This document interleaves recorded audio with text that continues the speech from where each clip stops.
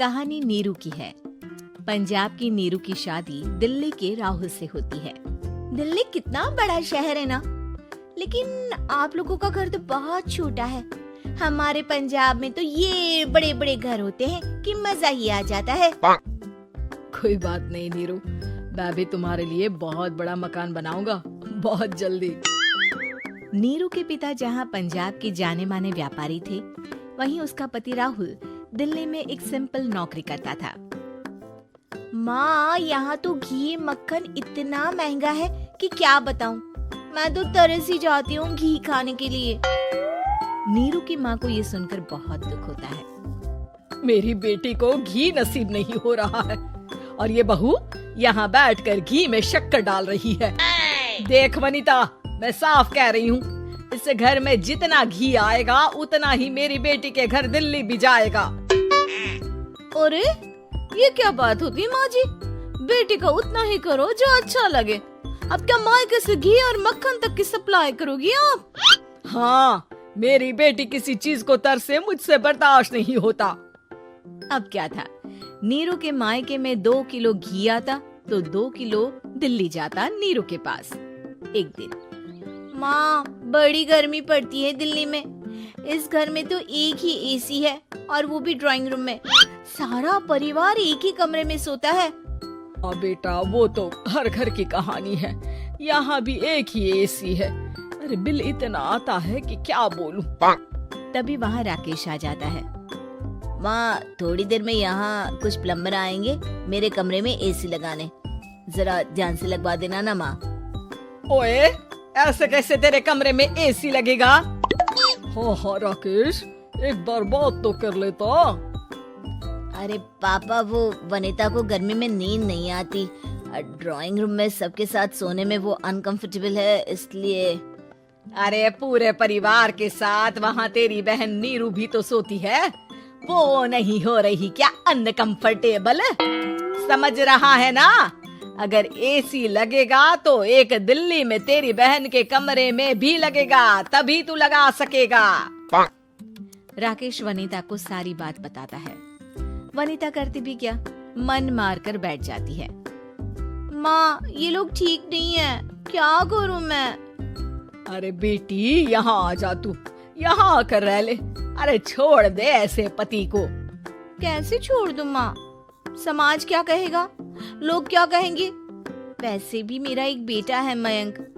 अरे हटा बेटा, तेरी उम्र ही क्या है, इतनी परेशान रहेगी तो काम कैसे चलेगा। खैर, बात आई गई हो जाती है। माँ को लगता है कि नीरू ठीक है, तो वहीं नीरू के मन में एक ही लाइन चल रही होती है, यहाँ आजा। माँ ने तो बोल ही दिया है कि यहाँ आजा। बस मयंक थोड़ा सा बड़ा हो जाए, इन गरीबों को छोड़कर मैं वापस माँ के पास ही चली जाऊंगी। वो इसी सोच में बाजार में चल रही थी कि मैम, आपका दुपट्टा जमीन को छू रहा है। नीरू जैसे ही उस लड़के की तरफ देखती है, देखती ही रह जाती है। हाय रे, कितना सुंदर लड़का है ये। अब क्या हुआ? मैंने कहा आपका दुपट्टा। तो खुद ही उठाकर दे दो ना। लड़का समझ जाता है कि नीरू उस पर फिदा हो चुकी है। वो उससे उसका नंबर लेकर चला जाता है। अब क्या था, नीरू और रोहित में लगातार बातें होने लगती है। मैं हरियाणा का रहने वाला हूँ, यहाँ एक बड़ी कंपनी का मैनेजर हूँ। अच्छा, और कितने बच्चे हैं तुम्हारे? बच्चे? अरे मेरी तो शादी भी नहीं हुई है। तुम बताओ, शादी करोगी? नीरू शर्मा जाती है। अब लेकिन मैं तो पहले से ही शादीशुदा हूँ। मुझे फर्क नहीं पड़ता, बस तुम शादी कर लो, भाग चलते हैं। बहुत पैसे वाला हूँ मैं, हमेशा खुश रखूंगा तुम्हें। नीरू रोहित से मिलकर सारा प्लान बना लेती है और फिर एक दिन घर से भाग जाती है। दोनों शादी कर लेते हैं। शादी के बाद, क्या बात है नीरू, तुम्हें परेशान सा देखता हूँ, सब ठीक तो है ना? हाँ हाँ, सब ठीक है।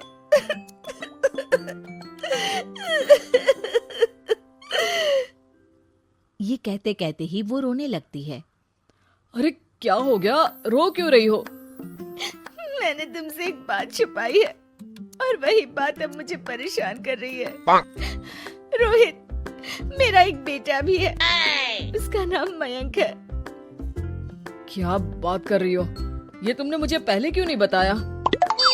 देखो नीरू, मेरी माँ को मैंने ये नहीं बताया है कि तुम शादीशुदा हो। बच्चा मैं मैनेज नहीं कर पाऊंगा। नीरू को समझ में नहीं आता कि वो क्या करे। तुम उस बच्चे को अपनी माँ को क्यों नहीं दे देती? नीरू चुपके से माँ को फोन करती है। माँ, क्या मयंक को तुम रख सकती हो? बेटा, मैं राकेश के साथ बात करती हूँ। आखिर घर का बेटा वही है, जो वो बोलेगा। वैसे भी बेटा, तूने जो किया है ना, उसके बाद से पूरा घर तेरी बुराई कर रहा है। मैं भी अब किसी से तेरे लिए लड़ नहीं सकती। राकेश बेटा, नीरू ने तो जो किया बहुत ही बुरा किया, लेकिन मैं सोच रही थी कि क्यों ना मयंक को हम यहाँ ले आए। तभी वनीता बोल पड़ती है। वाह जी, ऐसे कैसे यहाँ ले आए? यहाँ क्या भंडारा भरा है? और जिस बच्चे की माँ ने नहीं सोचा, उसके लिए हम क्यों सोचे? नीरू को एक बार तो अपने बच्चे के बारे में सोचना चाहिए था ना। अरे लेकिन तेरे पास भी तो लड़का नहीं है ना वनीता। माँ, वनीता ठीक बोल रही है। कल को वो बड़ा होकर इसी घर का हिस्सा मांगेगा तो हम क्या करेंगे? माँ कहती भी तो क्या, वो चुप रह जाती है। वहीं नीरू का पहला पति कहता है। माँ, अगर आज भी वो वापस आ जाए तो मैं उसे माफ कर दूंगा। बेटा, गरीबी चीज ही ऐसी है, क्या करेगा? तू तो अब मयंक का सोच। वो बेचारा तो बिना माँ का हो गया। मयंक के खातिर तू दूसरी शादी कर ले बेटा। लोगों के लाख समझाने के बाद नीरू के पहले पति की शादी रिद्धि से हो जाती है, जिसके पहले पति से 2 बच्चे होते हैं। देखो जी, मैंने शादी सिर्फ बच्चे के खातिर की है। मैंने भी शादी सिर्फ बच्चों के खातिर की है। वहीं नीरू के दूसरे पति के मन में ये बात घर कर जाती है कि नीरू एक मासूम बच्चे को उसके खातिर छोड़ कर आई है। अब देखो नीरू, मुझे लगता है कि जो औरत अपनी कोख का बच्चा छोड़ सकती है, वो तो कुछ भी कर सकती है। कल को तुम्हें मुझसे अच्छा कोई मिल गया तो तुम तो मुझे भी बाय बाय कर दोगी ना।